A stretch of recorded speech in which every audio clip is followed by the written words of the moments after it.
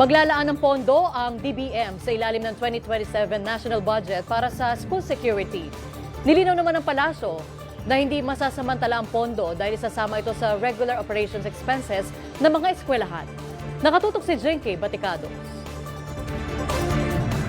Sa paaralan, hindi lang pagkatuto ang dapat siguraduhin, kundi pati ang kaligtasan ng bawat mag-aaral. Kaya sa panukalang 2027 national budget, tiniyak ng Malacanang na may pondong maaaring gamitin ng mga paaralan para mas paigtingin ang seguridad sa mga campus.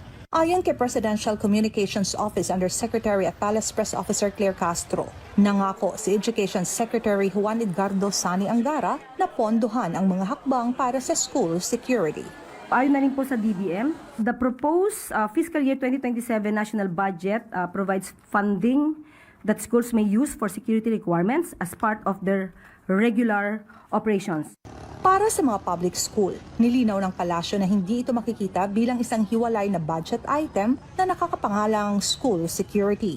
Sa halip, karaniwang nakapaloob ang pondo para sa security services sa maintenance and other operating expenses at iba pang regular programs ng mga paaralan. So maasahan po na mayroon pong ilalaan na pondo para po sa mas pinaigting na seguridad sa ating mga kabataan, lalo-lalo na sa mga eskwelahan.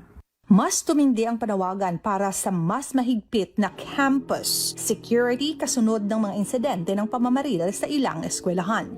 Kasunod ng direktiba ni Pangulong Ferdinand R. Marcos Jr., pinalakas na rin ng Department of Education ang school safety protocols. Nagsagawa rin ng nationwide safety drills upang masubukan ang kahandaan ng mga paaralan sa oras ng emergency. Ang panukalang 2027 National Expenditure Program ay nasa Kongreso na para sa deliberasyon. At habang pinag-uusapan kung magkano ang ilalaan sa bawat pangangailangan ng edukasyon, isa sa mga target ng pamahalaan ang mas ligtas na campus para ang mga mag-aaral ay makapasok sa paaralan ng hindi lang handa sa klase, kundi mas protektado rin laban sa mga banta sa kanilang kaligtasan.